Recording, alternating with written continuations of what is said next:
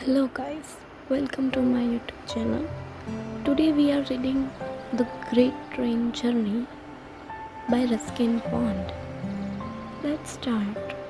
Suraj waved to a passing train and kept waving until the spiraling smoke remained. He liked waving to trains. He wondered about the people in them and about where they are going and what it would be like there. And when the train had passed, leaving behind only the hot, empty tracks, Suraj was lonely. He was a little lonely now. His hands in his pockets, he wandered along the railway track, kicking at loose pebbles and sending them down the bank. Soon there were other tracks, a railway siding, a stationary goods train. Suraj walked to the length of the goods train. The carriage doors were closed, and as there were no windows, he could not see inside. He looked around to see if he was observed, and then, satisfied that he was alone, began trying the doors. He was almost at the end of the train when a carriage door gave way to his thirst. It was dark inside the carriage. Suraj stood outside in the bright sunlight, peering into the darkness, trying to recognize bulky, shapeless objects. He stepped into the carriage and felt around. The object was carrots, and through the cross section of a woodwork he felt straw. He opened the other door, and the sun streamed into the compartment, driving out the musty darkness. Suraj sat down on a packing case, his chin cupped in his hand.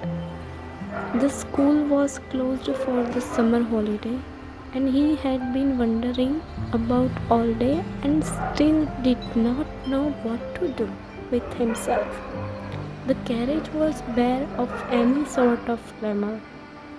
Passing trains fascinated him, moving trains, crowded trains, shrieking, painting trains, all fascinated with him. But this smelly, dark compartment filled him only with gloom and more loneliness. He did not really look gloomy or lonely. He looked firstly at time when he glared out at people from under his dark eyebrows, but otherwise he usually wore a contented look, and no one could guess just how deep his thoughts were. Perhaps he had company, some fun could be had in the carriage if there had been a friend with him, someone like Ranji.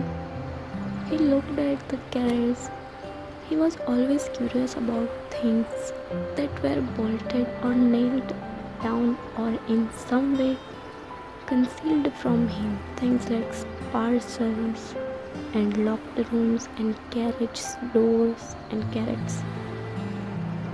He went from one carrot to another, and soon his preservance was revealed. The cover of one had not been properly nailed down. Suraj got his fingers under the edge and raised up the lid. Absorbed in this operation, he did not notice the slight shudder that passed through the brain. He plunged his hands into the straw and pulled out an apple. It was dark, ruby red apple, and it lay in the dusty palm of Suraj's hands like some gigantic precious stone, smooth and round and glowing in the sunlight. Suraj looked up out of the doorway and thought he saw a tree walking past the train. He dropped the apple and stared. There was another tree and another, all walking past the door with increasing rapidly. Suraj stepped forward but lost his balance and fell on his hands and knees. The floor beneath him was vibrating. The wheels were clattering on the rails. The carriage was swaying.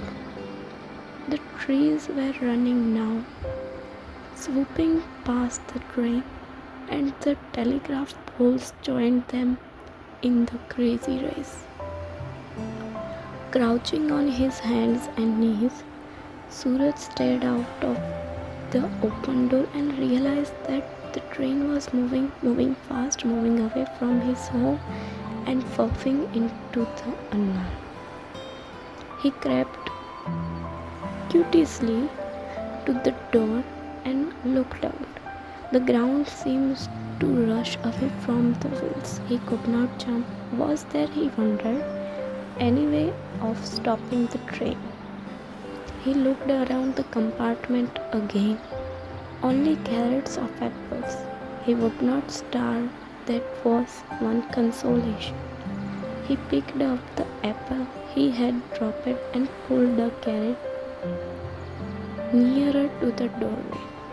Sitting down, he took a bite from the apple and stared out of the open door.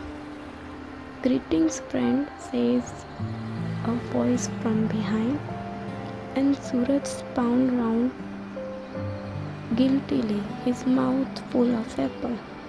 A dirty, bearded face was looking out at him from behind a pile of carrots. The mouth was open in a wide, pan-stained grin. "Namaste," Suraj said. "Who are you?" The man stepped out from behind the carrots, confronted the boy. "I will have one of those too," he said, pointing to the apple. Suraj gave the man an apple and stood his ground while the carriage rocked on the rails. The man took a step forward, lost his balance, and sat down on the floor. "And where are you going, friend?" he asked. "Have you ticket?" "No," said Suraj. "Have you?" The man pulled at his beard and mused upon the question but did not answer it. He took a bite from the apple and said, "No, I don't have ticket, but I usually reserve this compartment for myself. This is the first time I have had company. Where are you going? Are you happy like me?" "I don't know," said Suraj. "Where does this train go?" The scruffy, ticketless traveler looked concerned for a moment, then smiled and said, "Where do you want to go?" "I want to go everywhere," said Suraj. "I want to go England and China and Africa and Greenland. I want to go all over the world." "Then you are on the right train," said the man. "The train goes everywhere. First it will take you to the sea, and then you will have to get on a ship if you want to go China." How do I get on a ship?" asked Suraj. The man, who had been fumbling about in the folds and pockets of his shabby clothes, produced a packet of beedies and a box of matches, and began smoking the aromatic leaf. "Can you cook?" he asked. Suraj said, "Yes." "Can you scrub a neck?" Suraj said, "Why not?" "Can you sail a ship?" Suraj said, "I can sail anything." "Then you will get to China," said the man. He leant back against the carrot, stuck his dirty feet up on another carrot, and puffed contentedly at his beedi. Suraj finished his apple, took another from the carrot, and dug his teeth into it. He took him he took aim with the core of the old apple and tried to hit a telegraph pole but missed it by matters. It was not the same as throwing a cricket ball. Then, to make the apple more interesting, he began to take big bites and to see if he could not devour it in 3 mouthfuls. But it took him 4 bites to finish the apple, so he started on another. Suraj had always wanted to be in a train that would take him to strange new places over hundreds and hundreds of kilometers. And here was a train doing just that. And he was not quite sure if it was what he really wanted. The train was coming to a station. The engine whistled, slowed down. The number of railway lines increased, crossed, spread out in different directions. Before the train could come to a stop, Suraj's companion came to the door and jumped to the ground. "You would better keep out of sight if you don't want to be caught," he called. And waving his hand, he disappeared into the jungle across the railway tracks. The train was at siding. Suraj could not see any signs of life, but he heard voices and the sound of carriage doors being opened and closed. He suspected that the apples would not stay in the compartment much longer, so he stuffed one into each pocket and climbed onto a wooden rack in the corner. Presently, men's voices were heard in the doorway. 2 laborers stepped into the compartment and began moving the carrots towards the door, where they were taken over by others. Soon the compartment was empty. Suraj waited until the men had gone away before coming down from the rack. After about 5 minutes, the train started again.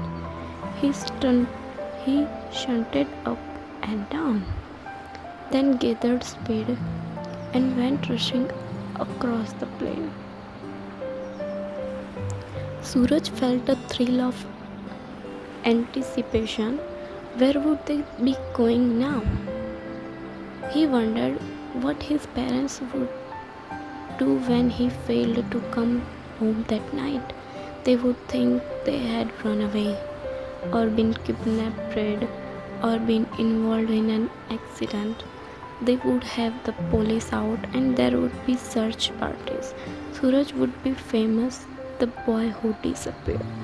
The train came out of the jungle and passed a field of sugarcane and villages of mud huts. Children shouted and waved to the train, though there was no one in it except Suraj, the guard and the engine driver.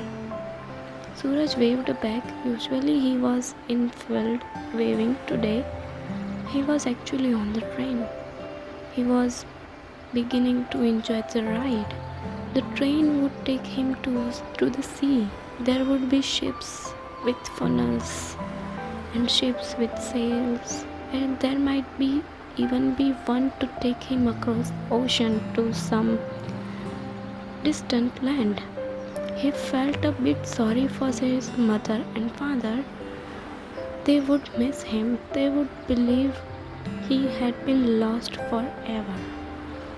But one day, a fortune made, he would return home, and then nobody would care anymore about school reports and what he ate and why he came home late. Ranji would be waiting for him at the station, and Suraj would bring him back a present, an African lion, perhaps, or a transistor radio. But he wished Ranji was with him now. He wished the ragged hippie was still with him, and adventure was always more fun when one had company. He had finished both apples by the time the train showed signs of reaching another station. This time it seemed to be moving into the station itself, not just a siding. It passed lots of signals and buildings and advertisement boards before slowing to a halt beside of a wide, familiar platform. Suraj looked out of the door and caught sight of the board bearing the station's name. He was so astonished that he almost fell down off the compartment. He was back in his hometown. After traveling 40 or 15 kilometers, here he was home again. He could not understand it. The train had not turned it. Of that he was certain, and it had not been moving backwards. He was certain of that too. He climbed out of the compartment and looked up and down the platform. Yes, the engine had changed ends. It was only the local apple train. Suraj glowed angrily at everyone on the platform. It was as though the rest of the world had played the trick on him. He made his way to the waiting room and slipped into the street through the back door. He did not want a ticket collector asked him awkward question. It had been a free ride, and with that he comforted himself. Shrugging his shoulder, Suraj sauntered down the road to the bazaar. Someday he thought he would take a train and really go somewhere, and he would buy a ticket just to make sure of getting there. I am going everywhere, he said fussily. I am going everywhere and no one can stop me.